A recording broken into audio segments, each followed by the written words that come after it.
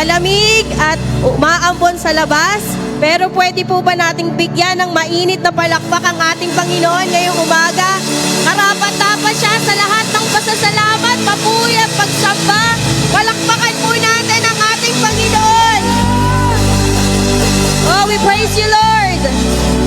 We praise you, Lord. Ang ating pong awit ngayong umaga, ang title po nito ay Oceans. And naaalala ko po yung kwento ng Panginoong Jesus at ni Pedro. Nang ang Panginoong Jesus ay lumakad sa tubig at si Pedro ay nagnais din lumakad sa tubig. Ang sabi po sa Mateo 14 verse 29, sumagot siya, "Halika." Kaya't lumunsad si Pedro sa bangka at lumakad sa ibabaw ng tubig, palapit kay Jesus. Ngunit nang mapansin niya ang hangin, siya'y natakot at nagsimulang lumubog. "Sagapin ninyo ako, Panginoon," sigaw niya. Agad siyang inabot ni Jesus. "Napakaliit ng iyong pananalig," sabi niya kay Pedro. "Bakit ka nag-aalinlangan?" Pagkasakay nila sa bangka, tumigil ang hangin. Sinamba siya ng mga nasa bangka, "Tunay na kayo ang anak ng Diyos," sabi nila. Alam po ninyo, naglumakad si Pedro at ang Panginoong Jesus sa tubig. Papalapit pa lang sila sa bangka, pabalik pa lang sila sa bangka, nandun pa rin ang hangin, nandun pa rin ang malakas na hangin. Pero si Pedro ay nakarating ng mapayapa, nakarating ng ligtas doon sa bangka, kahit nandun pa rin yung hangin. Makikita po natin dito, mga kapatid, peace is not the absence of the storm. We would find peace in the presence of Jesus, in the presence of the Lord. At yan po ang puso natin ngayong umaga. Amen. Sama-sama po nating sambahin ang Diyos, ang Panginoon na pinagmumulan ng kapayapaan, our Prince of Peace. We praise you, our Lord. We praise you, our God.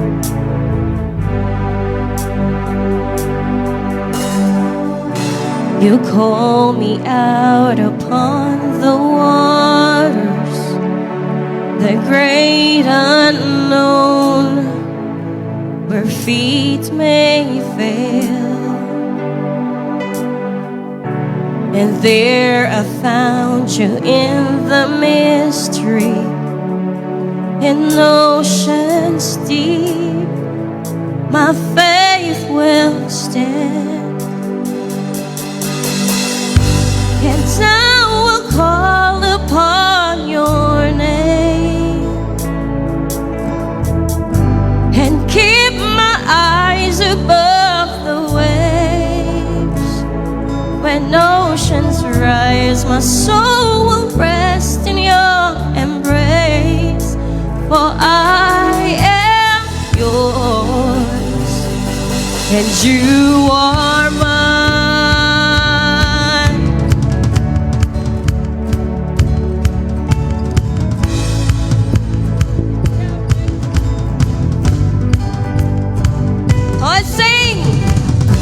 Your grace abounds in deepest waters.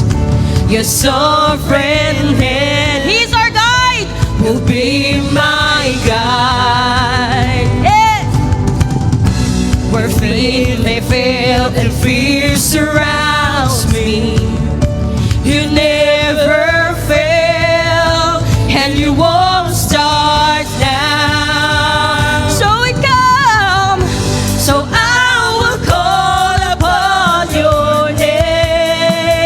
Jesus, and keep my eyes above the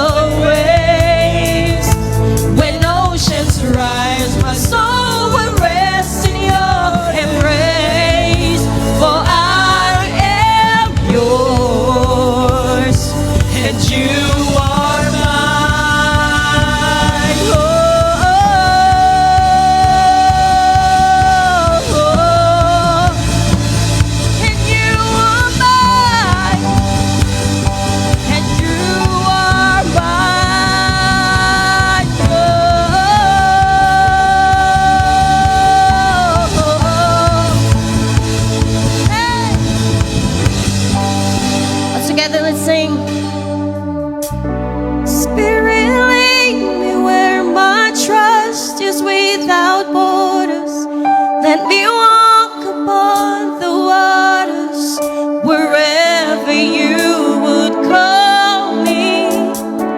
Take me deeper than my feet could ever wander, and my faith will be made stronger in the presence of my Savior.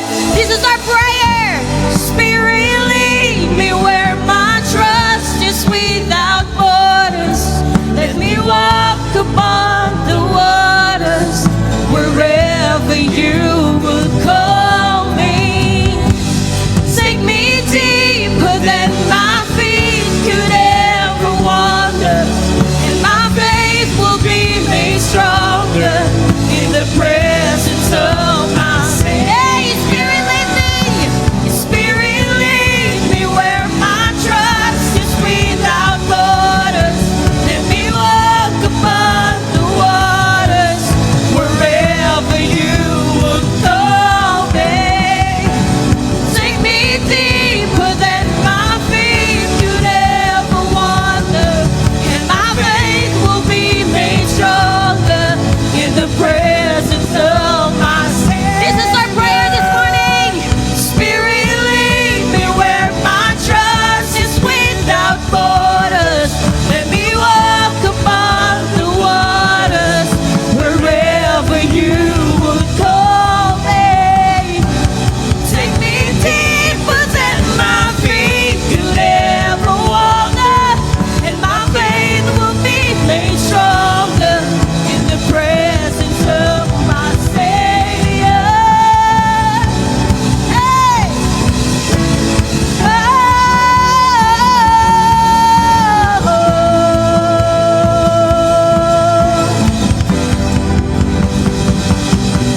Praise you, Lord!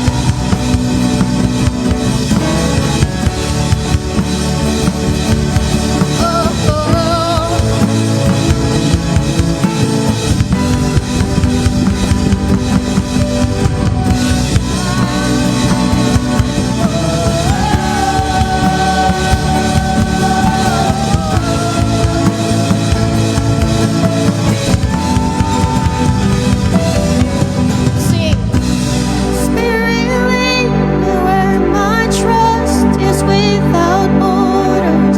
Let me walk upon the waters wherever you would call me.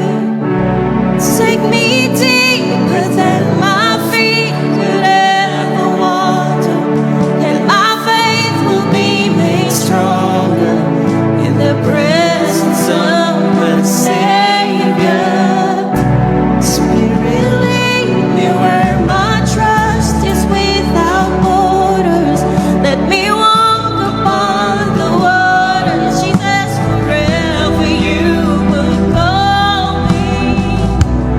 Take me deeper than my feet could ever wander, and my faith will be made stronger in the presence of my Savior.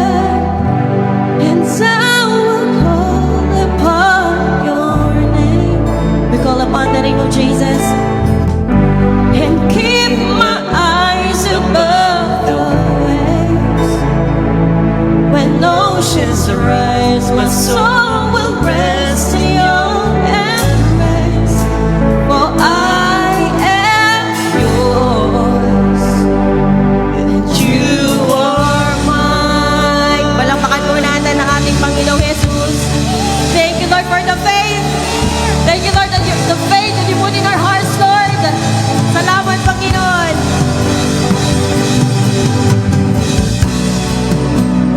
Tunay nga, O Lord, napakasarap marinig na I am yours and you are mine.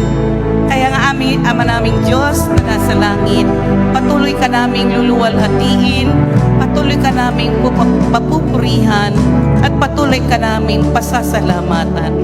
Salamat po sa araw na to na kami ay muling nagkaroon ng bagong buhay. Dahil mararanasan naming muli ang iyong habag, ang iyong biyaya, ang iyong pag-ibig. Salamat po sa lakas na ibinigay mo sa amin na kami ay makabangon at makarating sa bahay sa bahang ito. Thank you, Lord. Thank you. Salamat sa kapangyarihan ng iyong salita, O Lord, sapagkat yung aming paniniwala, yung aming katwiran na dati pang mundo, O Lord, salamat sa salita mo. Ngayon po ay katwiran mula sa iyo. Thank you, Lord. Thank you. Salamat sa mga kapahayagan na tunay na katotohanan sapagkat dati sinasabi lang namin, minamahal ka namin, Lord. I love you, Lord. Pero parang hindi nakikita sa buhay namin. Pero ngayon, O Lord, nauunawaan na namin kung anong ibig sabihin ng pag-ibig. Yung pala ay pag-ibig sa aming kapwa. Dahil iyon ang resulta ng aming pananampalataya sa iyo. Naipakikita namin ang aming pag-ibig sa iyo sa pamagitan ng aming kapwa na dati wala lang sa amin, pero ngayon nauunawaan na namin. Salamat, Diyos. Salamat. Salamat din sa mga leader and workers, sa pamuno ng aming pastor na tunay na nagkakaisa upang kami, ang aming iglesia ay patuloy pang lumago at magamit na magpahayag ng iyong salita, O Lord. Thank you, thank you. Kaya Lord, sa araw na to, muli makikinig kami ng iyong mga pangangaral. Naway buksan mo ang aming puso at isipan na maunawaan ito at maipamuhay. Send your Holy Spirit, O Lord, sapagkat siya lang ang tunay na nagpapalinaw, naggagabay sa amin kung paano namin isa sa buhay ang iyong mga salita, O Lord. Salamat po sa lahat ng ito. Ito ang aking samdalangin sa pangalan ni Jesus. Amen.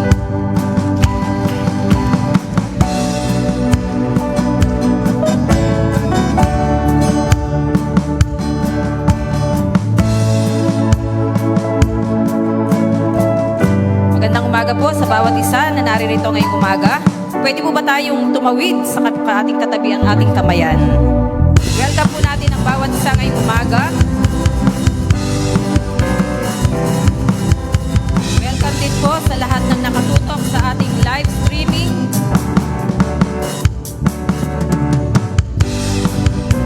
Ayan. Good morning, good morning. Welcome po ang bawat isa. At sa lahat po ng ating bagong attendees ngayong umaga, kay Aliyah Balba, Giancarlo Del Mundo, Audrey Eunice Alcantara, and Honey Grace Dilagan. Welcome po sa bawat isa sa inyo ngayong umaga. Okay, so maaari na po tayo. Ay, pwede po ba tayong manatiling nakatayo at sama-sama po nating tutunghayan ang salita ng Diyos na ngayong umaga ay ating pag-uusapan. Ito po mula sa Aklat ng Roma, Kabanatang 12, talatang 9 hanggang 16. Kinuha ko po ito sa version na ang salita ng Diyos at ang English po ay English Standard Version. Magmahalan kayo ng tapat, iwasan ninyo ang masama at laging gawin ang mabuti. Magmahalan kayo bilang magkakapatid kay Kristo at maging magalang sa isa't isa. Huwag kayong maging tamad, kundi magpakasipag at buong pusong maglingkod sa Panginoon. At dahil may pag-asa kayo sa buhay, magalak kayo, magtiis kayo sa mga paghihirap at laging manalangin. Tulungan ninyo ang mga pinabanal ng Diyos na nangangailangan at patuloyin ninyo sa inyong mga tahanan ang walang matutuluyan. Idalangin ninyo sa Diyos na pagpalain ang mga taong umuusig sa inyo. Pagpalain ninyo sila sa halip na sumpain. Verse 15, makigalak kayo sa mga nagagalak at makiramay kayo sa mga naghihinagpis. And verse 16, mamuhay kayo ng mapayapa sa isa't isa, huwag kayong magmataas, sa halip ay makipagkaibigan kayo sa mga taong mababa ang kalagayan, huwag kayong magmarunong. Ama naming nasa langit, Diyos na makapangyarihan, salamat po ngayong umaga, Panginoon, sapagkat muli mo po kaming dinala sa lugar na ito upang kami po'y magdiwang ng iyong kabutihan sa bawat isa sa amin. I-celebrate namin, Panginoon, ang iyong kabutihan. At pangalawa, Panginoon, kami po ay makinig ng iyong mga salita, O Diyos. Salamat, Panginoon, sapagkat laging bukas ang pagkakataon na kami po ay makapakinig ng iyong mga salita. Tulungan mo po kami na maunawaan namin ang mga salita mo na aming tinunghayan ngayong umaga. Holy Spirit, be our teacher this morning.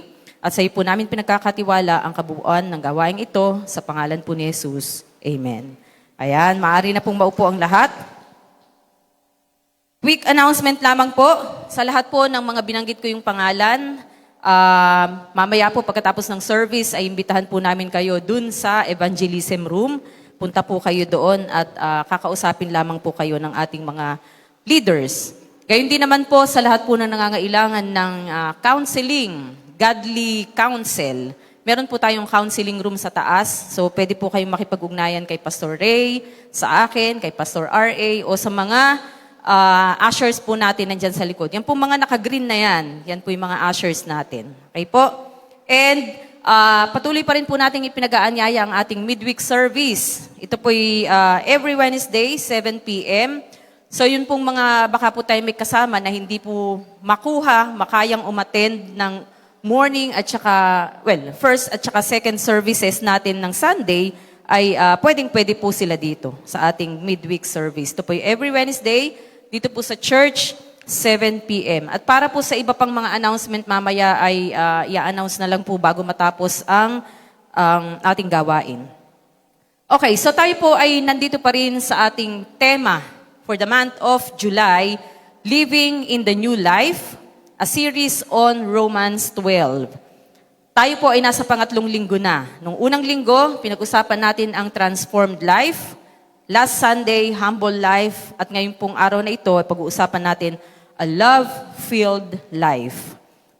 Okay, so bilang background po sa Aklat ng Roma, ito po yung sinulat ni Pablo around AD 7057. AD, ibig sabihin po ay Anno Domini.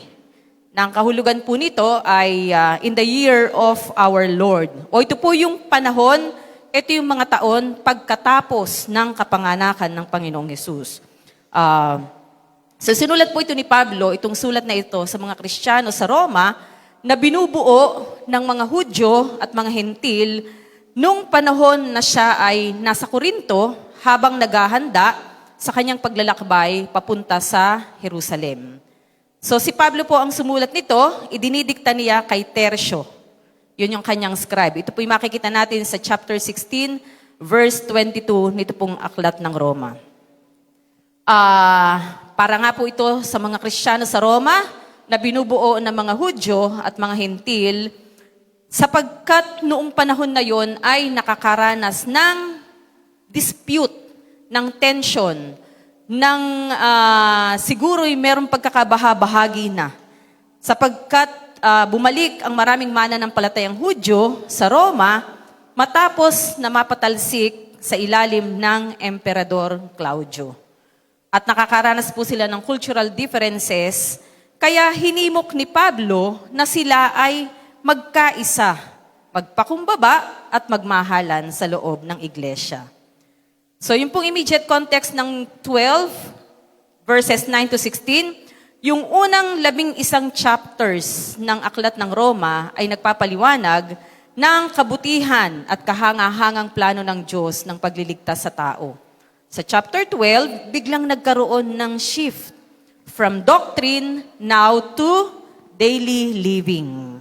Okay? So matapos himukin na maging handog na buhay ang bawat mananampalataya, verses 1 and 2, ay tinuruan naman sila ni Pablo kung papaanong yung isang may binagong buhay, bunga ng masaganang habag na tinanggap niya sa Diyos ay mamumuhay at makikitungo sa kanyang kapwa. Tayo po ba'y tumanggap na masaganang habag ng Diyos? Taas nga po ang kamay ng lahat ng tumanggap ng masaganang habag ng Diyos.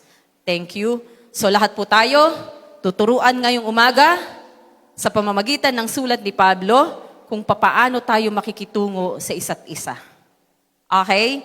So sasagutin po ng aklat nitong ating text ang tanong na, kung binago na ni Kristo ang iyong buhay, ano na ang dapat maging anyo ng iyong mga relasyon?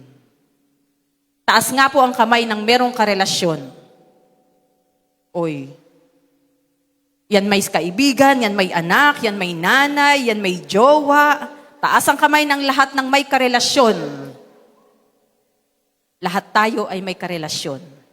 Okay? Ito pong karelasyon ay hindi limited lamang sa opposite sex. Okay? Lahat tayo ay merong karelasyon. Ang tanong sa bawat isa sa atin, kung binago na nga talaga ni Kristo ang ating buhay, ano na dapat ang maging anyo ng ating mga relasyon?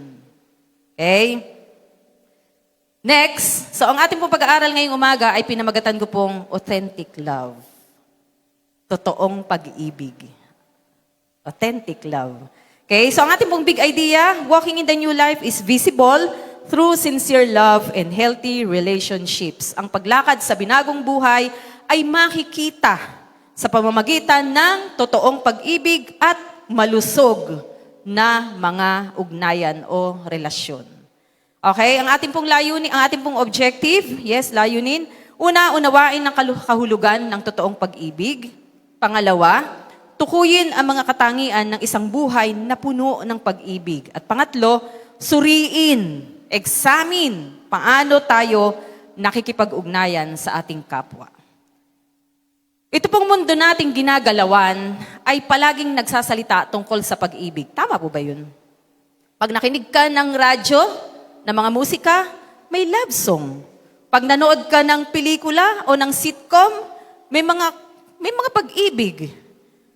Okay? O kaya naman, punta ka sa social media, makikita mo doon, in a relationship, married to.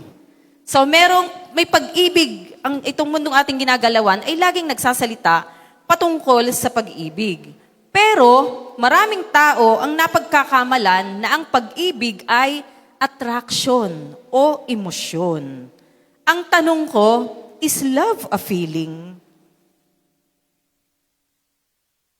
Ang pag-ibig ba ay damdamin? Nung araw, naalala ko, binilihan ako nung auntie ko ng slam book. May slam book pa ba ngayon? Youth, may slam book pa ba ngayon? So years back. Wala na palang slam book. Nakalagay din sa slam book, name, nickname, yung mga basic info. Tapos sa bandang dulo noon, parang ikatlong bahagi noon, parang ikalawang bahagi noon ay may dedication pa kasi yan eh. Yung pangalawang bahagi noon ay, what is love? Love is a rosary that is full of mystery. Kung ano-anong definisyon ng pag-ibig ang sinusulat. Okay? So madalas, binibigyang kahulugan ang pag-ibig bilang damdamin, emosyon. Mahal kita kasi masaya ako kapag kasama ka. O kaya naman, mahal kita at mamahalin kitang patuloy hanggat mabuti ang pakikitungo mo sa akin. Okay? Pero, from the biblical POV o point of view, lagpas pa ito sa feeling o damdamin. It is an action word. It is a verb. It is an action word. It is a choice. It is a commitment and an action that seeks the good of other people. Sa mundo, nagmamahal ka, pabor sa'yo. Pero sa Biblia, nagmamahal ka, pabor sa ibang tao. So ang pag-ibig is not based on emotion. Ito ay nakikita sa pamamagitan ng sakripisyo. Ako ba hindi natutulog ng patay ang ilaw? Kasi magigising ako sa kalagitnaan ng gabi na hindi ako makahinga. Hindi ko alam, claustro ba yun? Bahagi ba siya ng claustrophobia? Pero yung kapatid ko, gusto noon patay ang ilaw. Gusto kong matulog ng lights off. Pero alam kong hindi ka makakatulog ng lights off, ako na lang ang mag-a-adjust kasi mahal kita. May sakripisyo ang pag-ibig. And in fact, it is modeled by Jesus Christ. Romans 5:8, nung panahon na ang bawat isa sa atin ay kaaway, take note kaaway pa tayo ng Diyos, si Kristo ay namatay sa atin, para sa atin. Ipinaramdam niya ang kanyang pag-ibig nang isinugo niya ang Panginoong Hesus para mamatay sa lahat ng ating mga kasalanan. Kaya naman, ang sabi ng Panginoong Hesus sa kanyang mga alagad, John 14:15, kung mahal niyo ako, susundin niyo ang aking mga utos. Alagad po ba tayo ng Panginoong Hesus? Taas ang kamay ng lahat ng alagad ng Panginoong Hesus. Ang sabi ng Panginoong Hesus, kung mahal niyo ako, susundin niyo ang aking mga utos. Sinusunod ba natin ang utos ng Panginoong Hesus? Minsan-minsan, 50-50, panapanahon, pagdating ng panahon. Sino ang may gustong sundin ang utos ng Panginoong Hesus? Taas ang kamay. Nakikita ng Diyos ang nasa ng inyong mga puso at yan ay according sa kanyang will, the Lord will grant your desire. So tingnan po natin, verse 9, authentic love is sincere. Magmahalan kayo ng tapat, iwasan ninyo ang masama at laging gawin ang mabuti. Sinimulan ni Pablo sa verse 9 ng masalitang magmahalan kayo ng tapat. Bakit? Meron nga kasing issue sa mga Kristiyano sa Roma. Nagkakaroon ng dispute sa pagitan ng mga Jews at saka ng mga Gentiles. Kasi bakit? Yung mga Hudyo bumabalik sa dating katuruan. Samantalang itong mga Hentil ay kung ano tinuro sa kanila ni Pablo, yun ang kanilang sinusunod. Ang turo naman ni Pablo ay galing sa Diyos. Okay? Next, kaya sabi ni Pablo sa kanila, magmahalan kayo ng tapat. Alam niyo po yung Greek word na ginamit dito sa ating binasa, magmahalan ng tapat. Tapat is yung genuine ay galing po sa Greek word na anipokritos, nang ibig sabihin without hypocrisy. Walang hypocrisy. Ibig sabihin, hindi fake. Hindi nagpe-pretend. Walang maskara na suot. Na ang hinahangad ng Diyos sa atin, mga kapatid, is authentic love. Hindi mapagkunwari. Hindi yung nakangiti sa labas, pero sa loob niya, nagpupuyos na sa galit ang kanyang damdamin at anytime ay pwede nang lumabas. Gusto nang kumawala anytime. Mga kapatid, ang totoong pag-ibig ay tumatanggi sa kasalanan habang nananatili sa kung ano ang mabuti. Ulitin ko po. Ang totoong pag-ibig ay tumatanggi sa kasalanan habang nananatili sa kung ano ang mabuti. Nasa mabuti po ba tayo, mga kapatid? Ang inaasahan po sa atin, dahil tayo tumanggap na masaganang habag mula sa Diyos, tayo ay tatanggi sa kasalanan. Bakit? Galit ang Diyos sa kasalanan. Galit ang Diyos sa masama. At yung makasalanan, hindi pupunta sa langit. Wala siyang puwang sa langit. Kaya ang nais ng Diyos sa bawat isa sa atin, tanggihan natin ang kasalanan. Kaya ko ba yun? Sa ganang akin, hindi ko kaya. Pero bago umalis ang Panginoong Hesus, nag-iwan siya ng banal na Espiritu that is within you, na siyang tutulong sa atin upang mapagtagumpayan natin ang kasalanan. And love is a lifestyle. Yung pag-ibig, dapat lifestyle natin yun. Yung bang hindi na kailangang ituro. Dapat yun ay matik na sa atin. Paggising natin sa umaga, nagmamahal na tayo. Nakasalubong natin yung taong kinaawayan natin. Lifestyle ko dapat ay magmahal. Okay? 1 John 3:18, mga anak, wag tayong magmahalan sa salita lamang, kundi ipakita natin sa gawa na tunay tayong nagmamahalan. At patungkol sa Karugtong, chapter 4, verse 19, umiibig tayo sa Diyos dahil siya ang unang umibig sa atin. Mga kapatid, nararanasan natin ang umibig, nagagawa nating umibig at magmahal sa ating kapwa, sa ating mga kapatiran. Bakit? Sapagkat naranasan na muna natin ang pag-ibig ng Panginoong Hesus.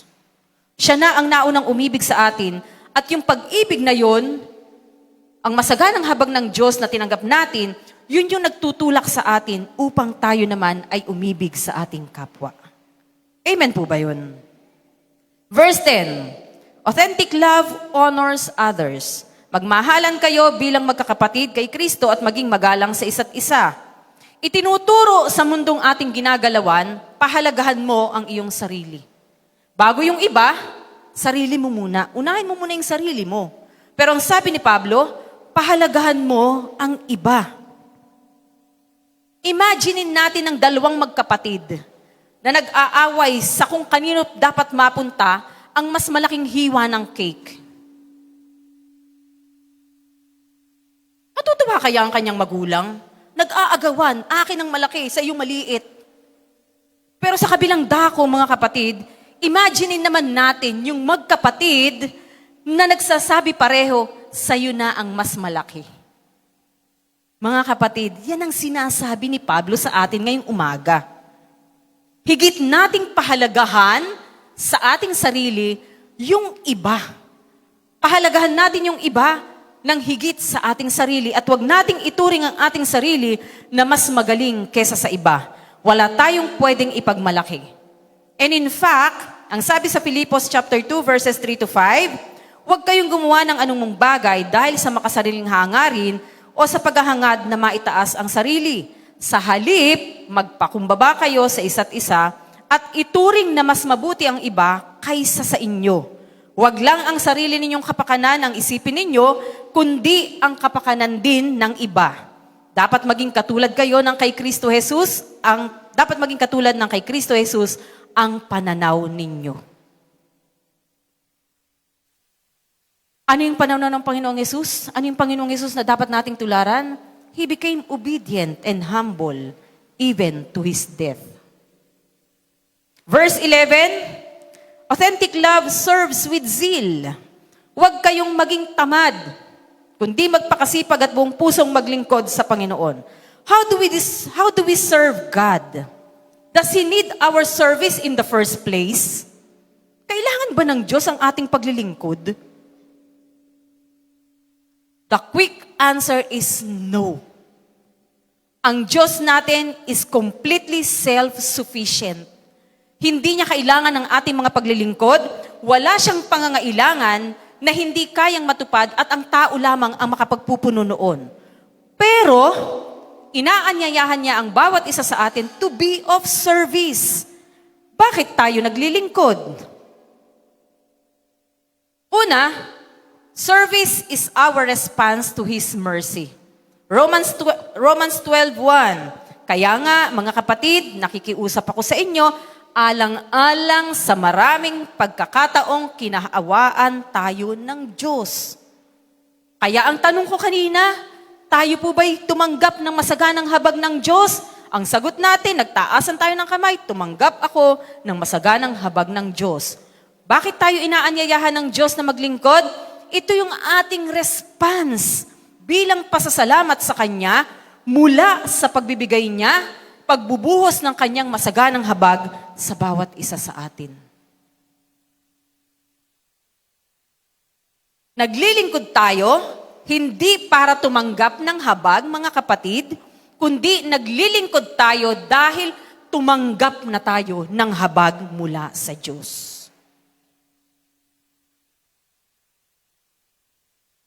At ito'y hindi tatamad-tamad ha, mga kapatid.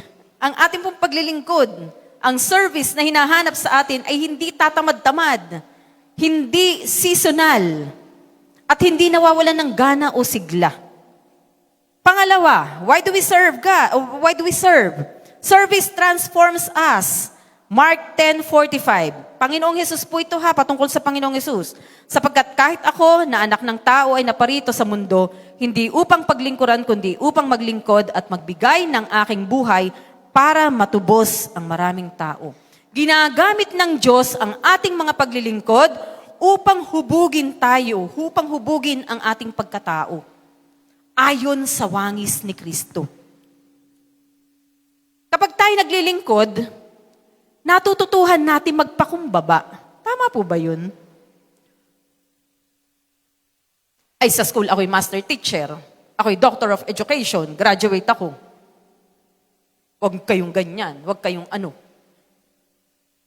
Nasa paaralan ka ba? Sa paaralan ako'y nag-uutos lamang sa mga guro. Tapos maglilingkod ako sa inyo. Ay, yun ang inaasahan ng Diyos sa akin. Dr. Belia Constantino, PhD. Pero naglilingkod dyan sa harapan, kumakamay at nagwe-welcome sa lahat ng dumadating. Nagpupunta sa mainit na mga lugar, naghahayag ng salita ng Diyos.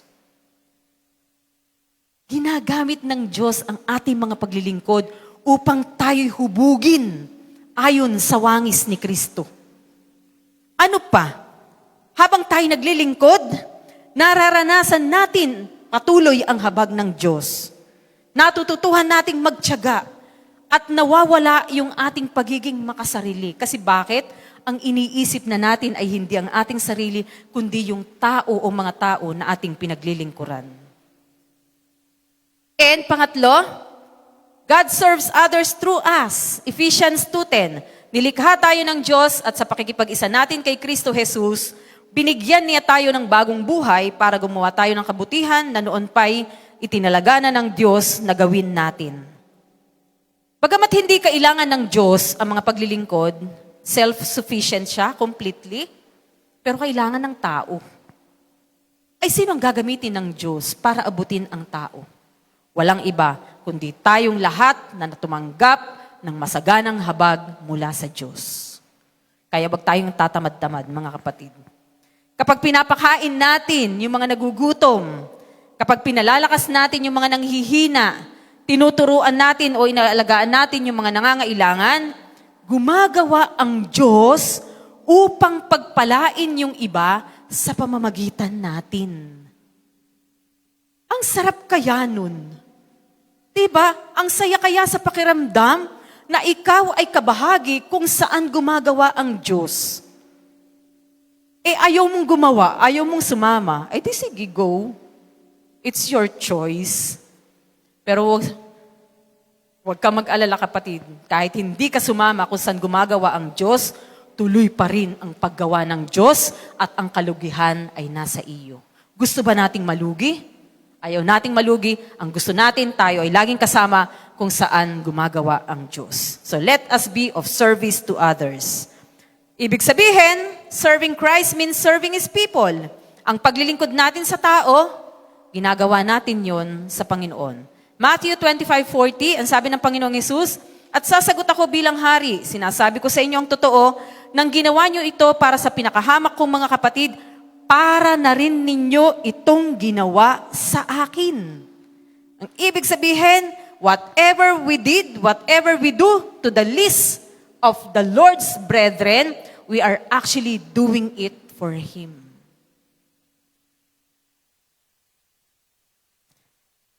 Ano nagtutulak sa atin para gawin yon? Yung masaganang habag na tinanggap natin mula sa Diyos. Yun pong ilaw, eto. Para yan manatiling nagbibigay ng liwanag, kailangan patuloy siyang nakakabit sa power source. Tama? Kapag hindi na siya nakakabit sa power source o source of power, hindi na siya magliliwanag. Mga kapatid, in the same way, ang sabi ng Panginoong Hesus, ako ang puno ng ubas at kayo ang aking mga sanga. Ang taong nananatili sa akin at ako rin sa kanya ay mamumunga ng marami, sapagkat wala kayong magagawa kung hiwalay kayo sa akin. Ang Panginoong Hesus, ang Diyos, ang ating power source, so dapat tayong manatili sa Kanya at tayo ay makapamumunga ng sagana. Verse 12, authentic love endures difficulties. At dahil may pag-asa kayo sa buhay, magalak kayo, magtiis kayo sa mga paghihirap at laging manalangin. Dito po ay nagbigay ng 3 utos si Pablo. Magalak kayo, sabi sa English ay rejoice in hope, magtiis kayo sa mga paghihirap, be patient in tribulation, laging manalangin, be constant in prayer.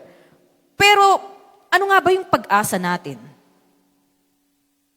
Pag-usapan natin, ano ba yung pag-asa natin? What is our hope? Madalas naririnig natin yung salitang living hope. Meron pa nga tayo dating kinakantang, I have a living hope, I have a future, God will deliver me, of this I'm sure, of this I'm sure. Jesus, you're my firm foundation. I know I can stand secure. Madalas nating naririnig, we have a living hope. Pero ano ba yung living hope? And why living hope? Ang sabi sa 1 Corinthians 15:19, kung ang pag-asa natin kay Kristo ay hanggang sa buhay na ito lamang, tayo na ang pinakakaawa-awa sa lahat ng tao. Mga kapatid, ang pag-asa natin kay Kristo ay hindi lamang para sa buhay na ito. In 1 Peter chapter 1 verse 4, na may nakahandang mana ang Diyos para sa atin, ang manang ito'y nasa langit, walang kapintasan, hindi nasisira, at hindi kumukupas. Hindi dito lamang sa lupang ito ang pag-asa natin kay Kristo. Why living hope? Una, it is founded on the living Christ who rose from the dead. Ito po'y nakabatay sa buhay na Kristo na minsang namatay at muling nabuhay mula sa kamatayan.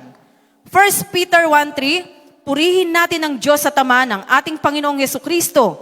Dahil sa dakila niyang awa sa atin, ipinanganak tayong muli sa pamamagitan ng muling pagkabuhay ni Hesukristo.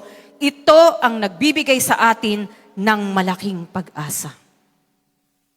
Second, it is actively sustaining the believer's daily life. Ito yung nagpapanauli sa atin. Ito yung nagpapanatili sa atin, mga kapatid.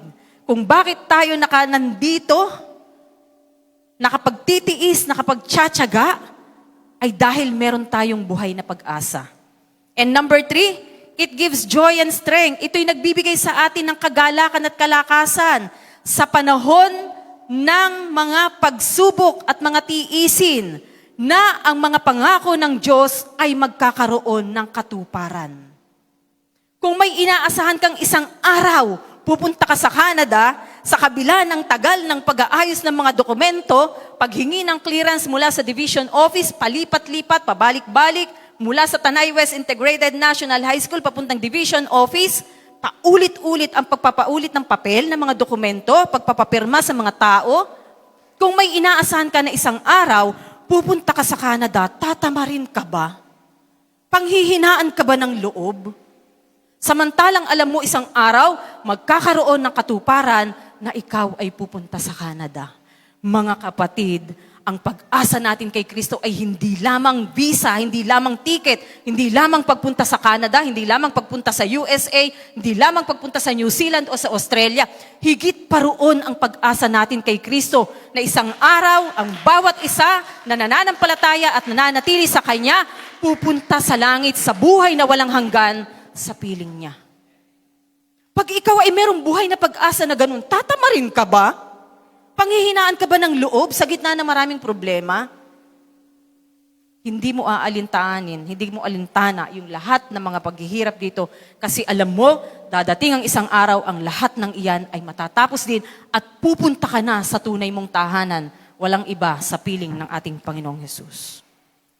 Hebrews 6, chapter 6, verse 19.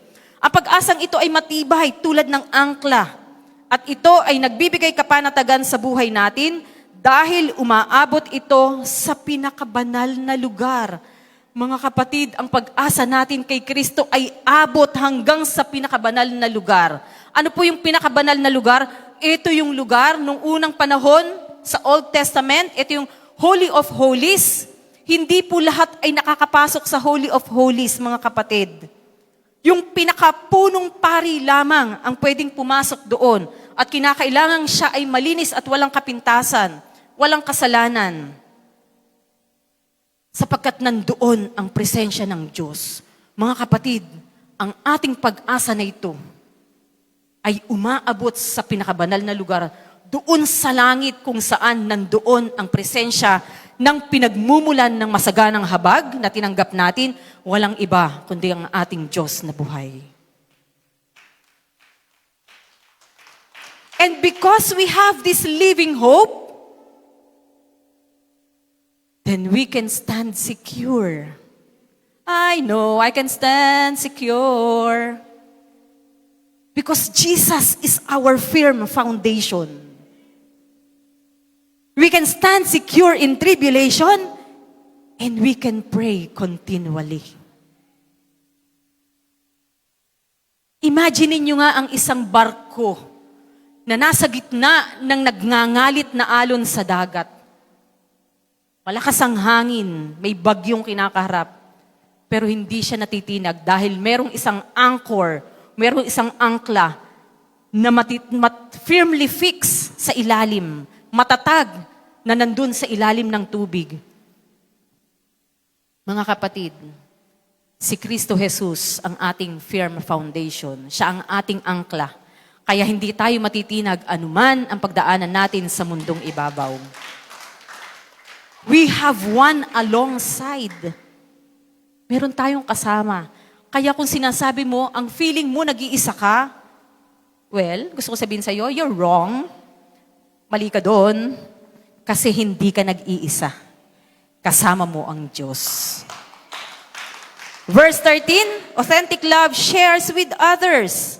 Tulungan ninyo ang mga pinabanal. Sino ito? Yung mga tumanggap ng masaganang habag ng Diyos na nangangailangan at patuloyin ninyo sa inyong mga tahanan ang walang matutuluyan. Nung isang gabi po kami ay nagkaroon ng module ng pastoral training course, module 2 online.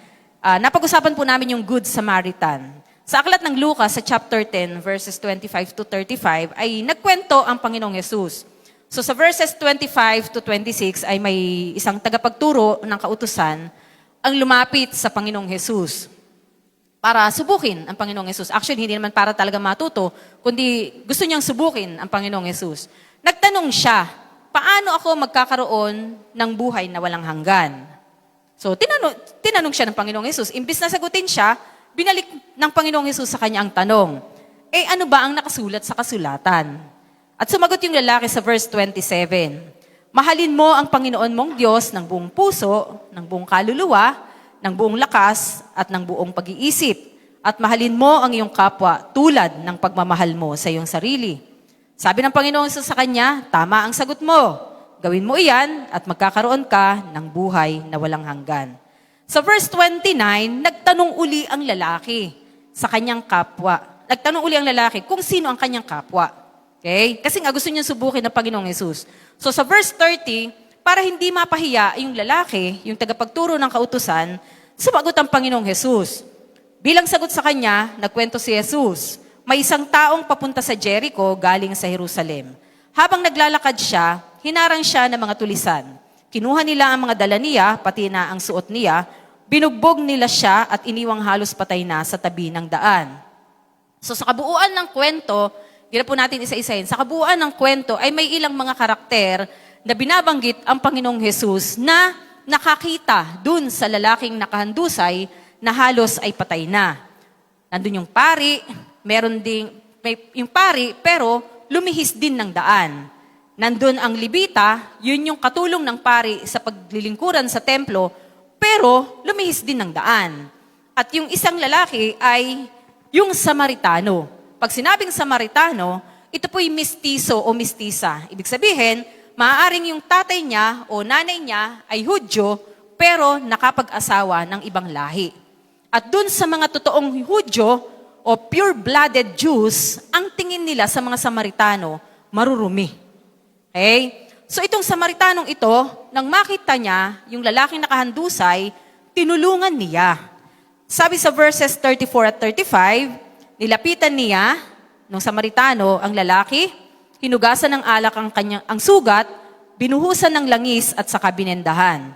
Pagkatapos, isinakay niya ang tao sa sinasakyan niyang hayop, dinala sa bahay panuluyan at inalagaan doon. Kinabukasan, binigyan ng Samaritano ng pera ang may-ari ng bahay panuluyan at sinabi, alagaan mo siya. At kung kulang pa iyan sa magagastos mo, ay babayaran kita pagbalik ko. Kung iisipin natin, bakit hindi tinulungan ng pari o nung Levita, yung lalaki? Hindi ba kaya sila nakaramdam ng awa o habag dun sa lalaki? Sa lumang tipan po, bigyan muna natin ng konting background. Yung daan papuntang Jerusalem, mula Jerusalem papuntang Jericho, ito po'y pababa. Dahil ang Jerusalem ay hill, burol, mataas ang kanyang pwesto.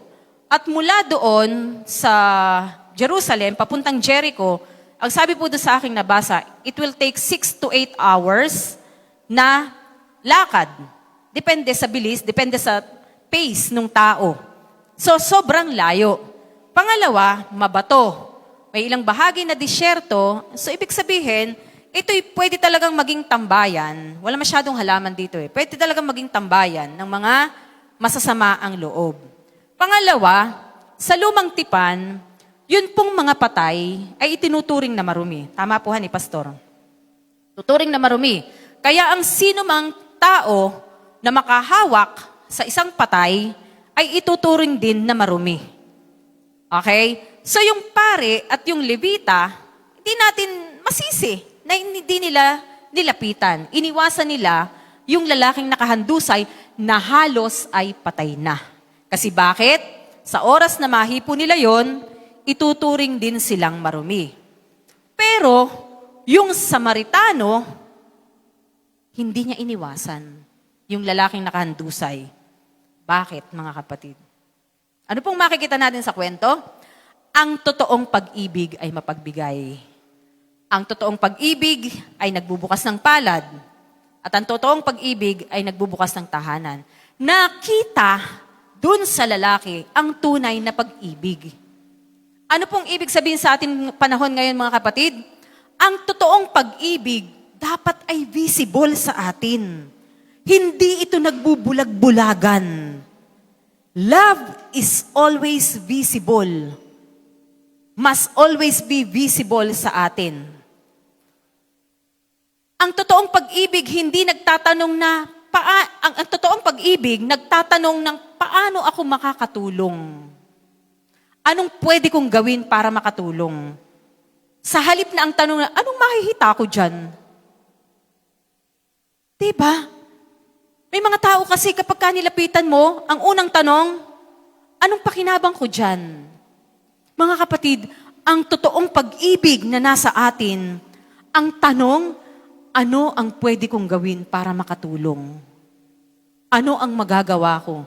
At ang totoong pag-ibig, mga kapatid, hindi nagbubulag-bulagan at hindi nagbibingi-bingihan.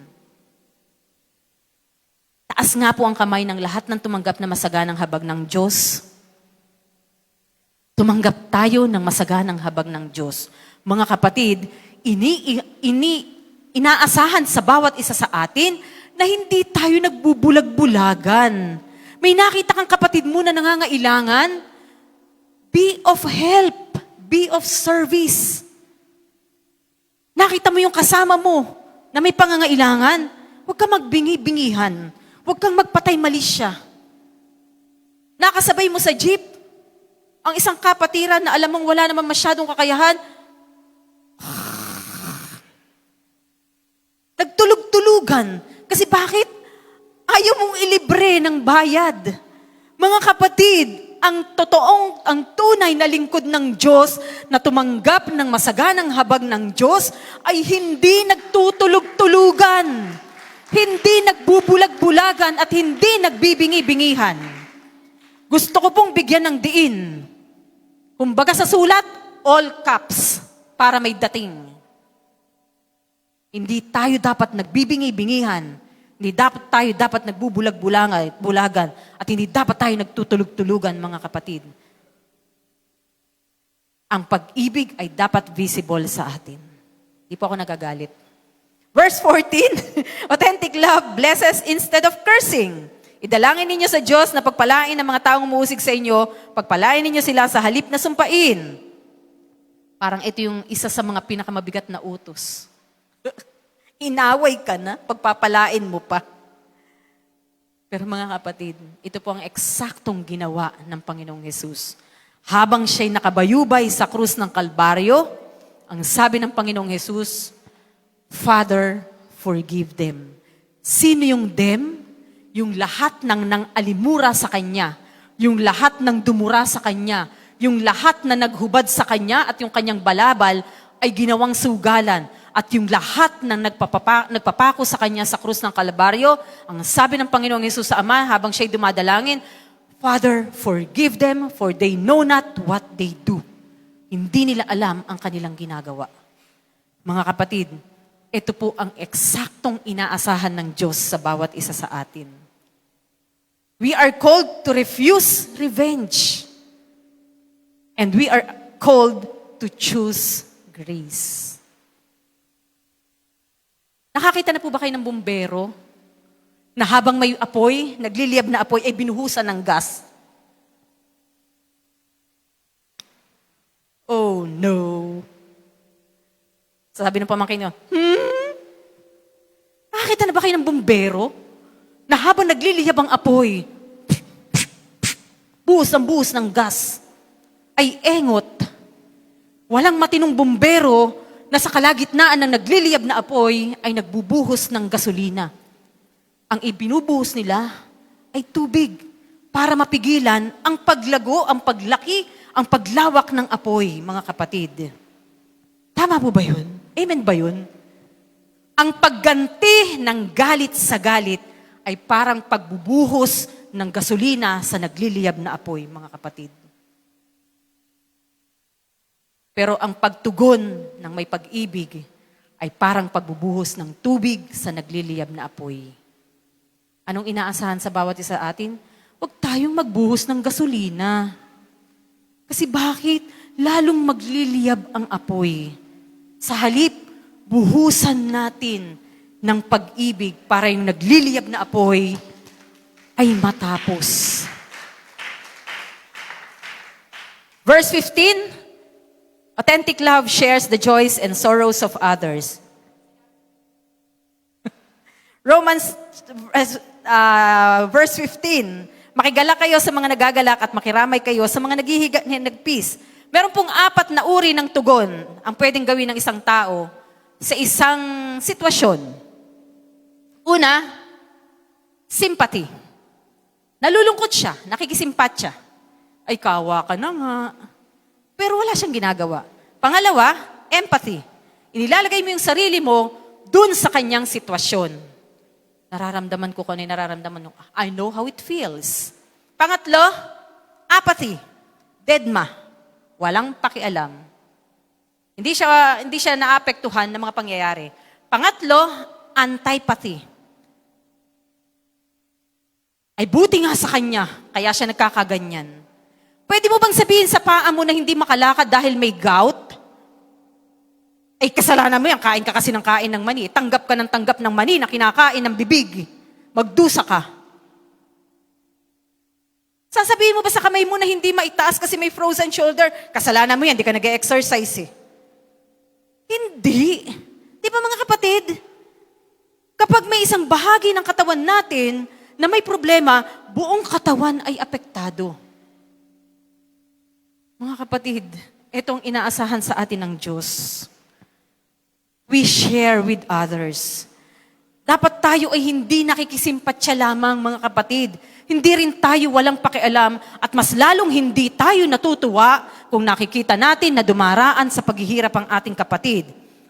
Pwede, mabuti nga sa kanya yan. Dapat lang mangyari sa kanya yan. Sa halip, dapat ay kasama niya tayo. Kaisa niya tayo in joys and in sorrows. And verse 16, finally, authentic love lives in humility. Mamuhay kayo ng mapayapa sa isa't isa, huwag kayong magmataas. Sa halip ay makipagkaibigan kayo sa mga taong mababa ang kalagayan, huwag kayong magmarunong. Natapos si Pablo sa pagpapakumbaba. Tinawag po ang bawat isa sa atin para tayo makihalubilo sa lahat ng tao. Ay, ayokong kausap si Kanora. Kasi mababang klase si Kanora. Hindi po ganun, mga kapatid. Ay, ayokong kausap si Jojo. Hindi ko maintindihan ang sinasabi. Tawagin ko muna si Ryan. Si Ryan lang kasi nakaka-interpret eh. Si Ryan lang nakakaintindi. Siya lang marunong mag-interpret. Pero Ryan, ikaw na ako mausap. Ayo, ganun ba yun? Hindi po tayo tinawag para umiwas sa mga tao na ang tingin natin ay mabababang klase. Huwag nating ipagmapuri kung ano ang meron tayo. Bakit? Pare-pareho lamang tayong tumanggap ng masaganang habag mula sa ating Diyos. 1 Peter 5:5, at kayong lahat ng mga mananampalataya, magpakumbaba kayo at maglingkod sa isa't isa dahil sinasabi sa kasulatan, kinamumuhian ng Diyos ang mga mapagmataas, ngunit kinaawaan niya ang mga mapagpakumbaba. At patungkol sa Panginoong Hesus, Philippians 2:8, at sa pagiging tao niya, nagpakumbaba siya at naging masunurin sa Diyos hanggang sa kamatayan, maging sa kamatayan sa krus. Ito pong aklat ng Roma chapter 12, ito po hindi lamang basta listahan ng mga utos. Mga kapatid, gusto ko po siyang tingnan bilang refleksyon ng Panginoong Hesus. Sapagkat yung lahat ng nakasulat na yan, inisa-isa natin, mula pa nung first Sunday, yan po lahat ay ginawa mismo ng Panginoong Hesus. At yan ay magagawa din natin dahil sa masaganang habag ng Diyos na meron tayo.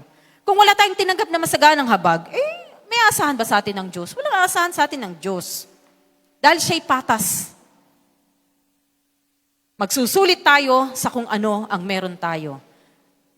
Ito nga ang issue. May tinanggap tayong masaganang habag ng Diyos.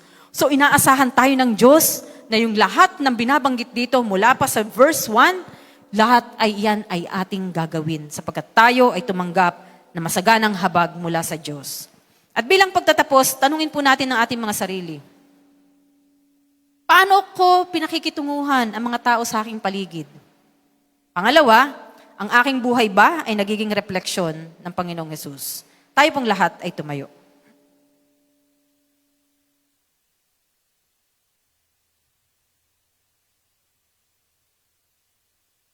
Aming Amang nasa langit, Diyos na makapangyarihan, salamat po ngayong umaga sa iyong mga salita na aming tinunghayan, nahayag, patuloy na nagtuturo sa bawat isa sa amin, Panginoon, at dalangin po namin sa pangalan ni Jesus na maging totoo ang pag-ibig na meron kami, Panginoon.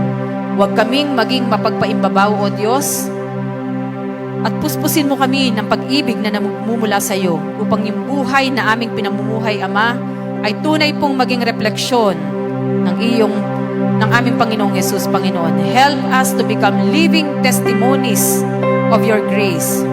Fill us afresh with your Holy Spirit upang ang aming pagmamahal ay hindi lamang maging sa salita lamang, kung hindi sa pamamagitan ng actions that glorify your name. May everything that we do, Lord, bring you glory at patuloy na maglapit sa mga tao sa paligid namin patungo sa iyong paanan. Thank you, Lord.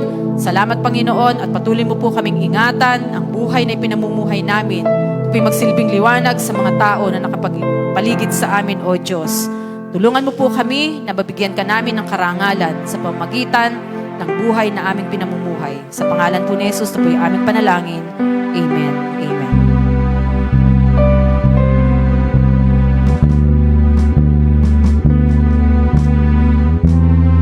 Ngayon pong umaga, sama-sama po tayong magpuri, sumamba sa ating dakilang Diyos. Ang Diyos na unang nagparanas, ang Diyos na unang nagpadama ng pag-ibig sa bawat isa sa atin. Ang Diyos na walang ginawa, kundi ang kabutihan mo, ang kaligtasan natin ay ating makamit sa pamamagitan ng ating Panginoong Hesus. Halina aking mga kapatid, sambahin natin ang ating Diyos na buhay. Hallelujah.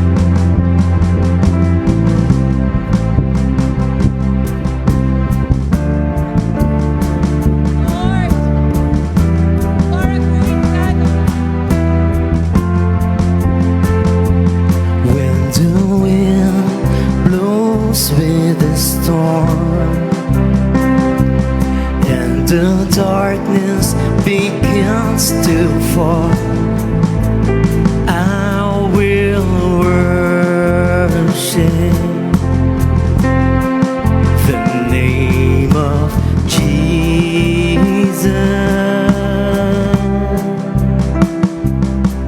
He calms the raging seas, overcome his enemies, turn my darkness into his light. I will lift up my hands, I will rise from where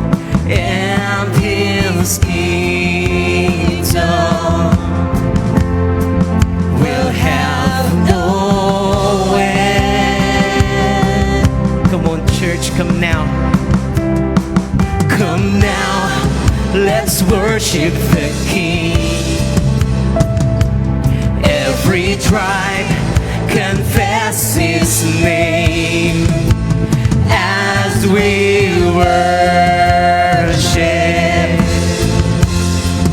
the name of Jesus.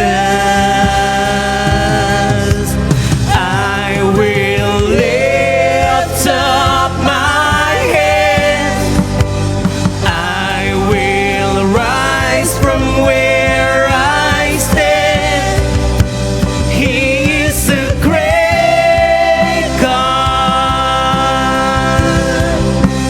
He is an awesome, wonderful God, mighty in power, author of wisdom, better than life.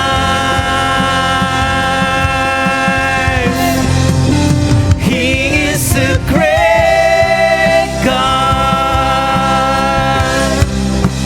Jesus, the awesome, wonderful God, mighty in power, author of wisdom, better than life.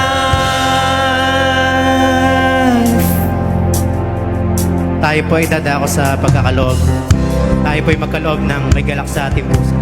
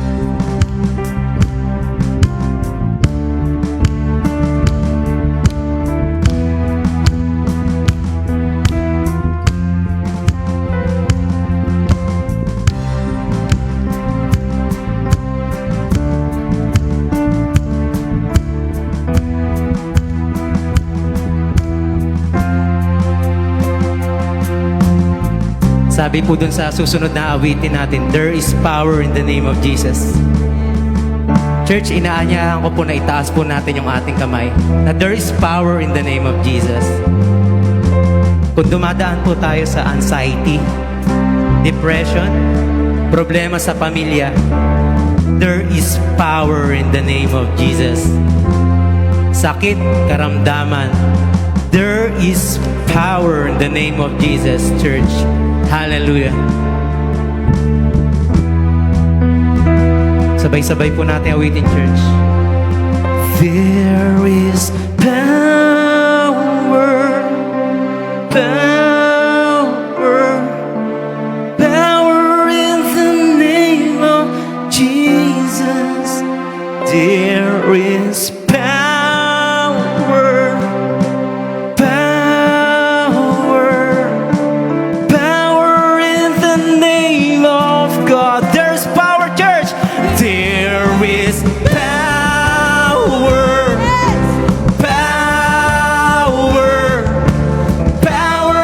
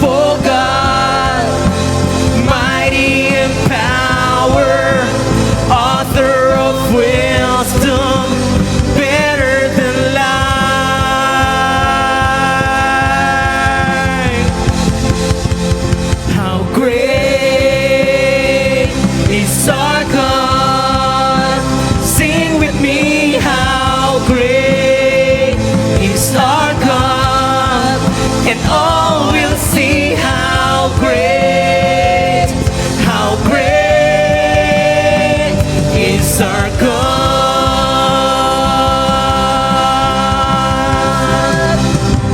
How great is our God. Sing with me, how great is our God. And all will see how great is our God. Church, name above. Come on. Name above all names. You are worthy of all praise. And my heart will sing how great is our God.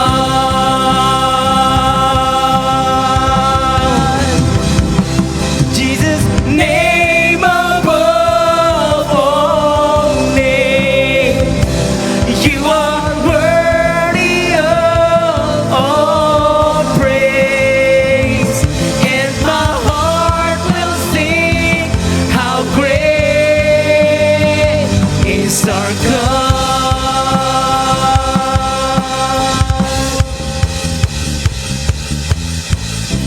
Name above all names. You are worthy of all my praise, and my heart will sing how great is our God. Ang lahat po ng papuri, pasasalamat, pagdakila ay tanging sa iyo lamang, Ama, sa pangalan po ng aming Panginoong Yesus. Hallelujah! Amen, amen.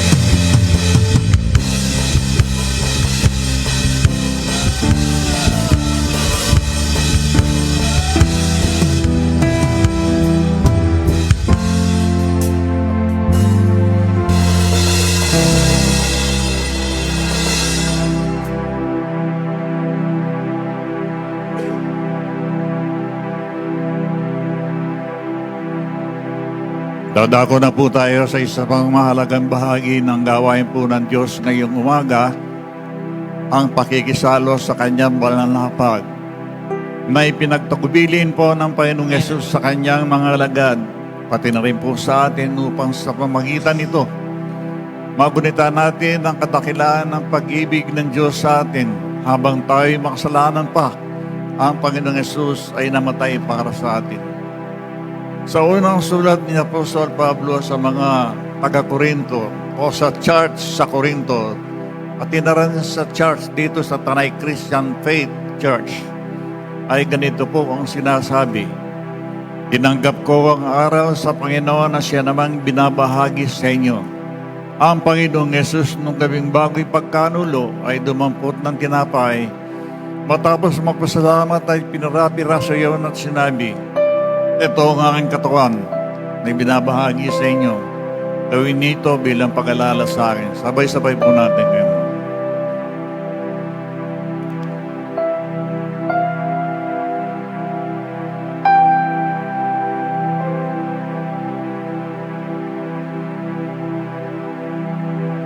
Gayon din naman, matapos magapunan ay kinuha ang saro at sinabi, ito ang saro ng bagong tipan na pinagtibay ng aking dugo.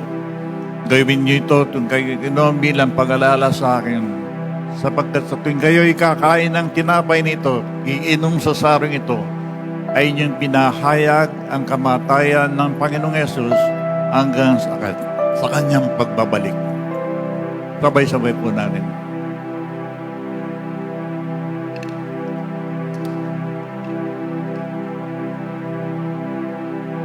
Salamat po, Panginoon, sa blessings na ito na yung pinanggalo po sa amin ang mga kasaluka sa iyong banal na pag. Ang dalangin ko po, Diyos, na ipong pagpalayan ng bawat isa na naging kabahagi ng gawain ito sa pangalan po ng aming Panginoon Yesus. Amen.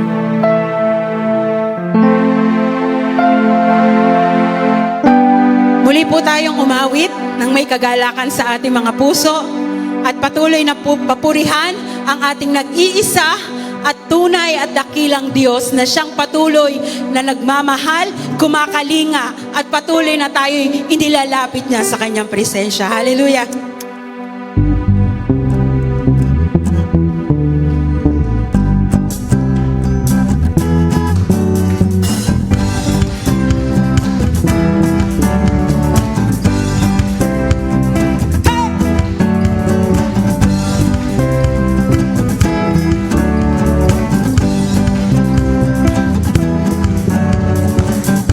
I'm trading my sorrows. I'm trading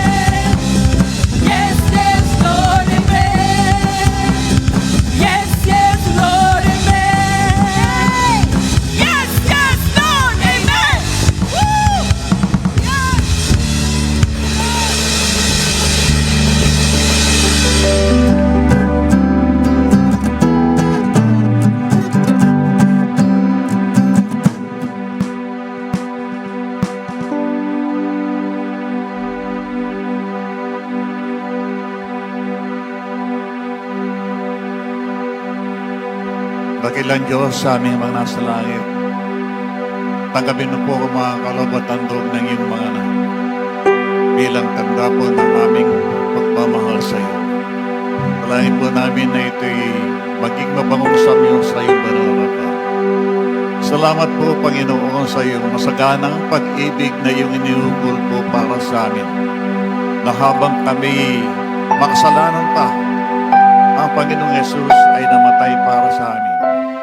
Tulungan mo po kami, Panginoon, na ibahagi ang pag-ibig na ito sa aming mga kapatiran o hindi man aming kapatiran. Sa magitan ng iyong Santong Espiritu, O Diyos, ipakita mo po sa amin kung paano ang Panginoong Jesus ay umibig sa amin, bagamat hindi kami karapat-dapat na ibigin. Salamat po, Panginoon, sa pag-ibig na ito na iyong niukol para sa amin.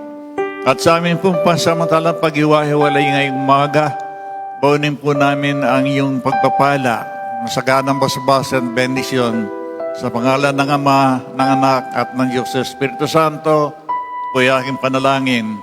Amen.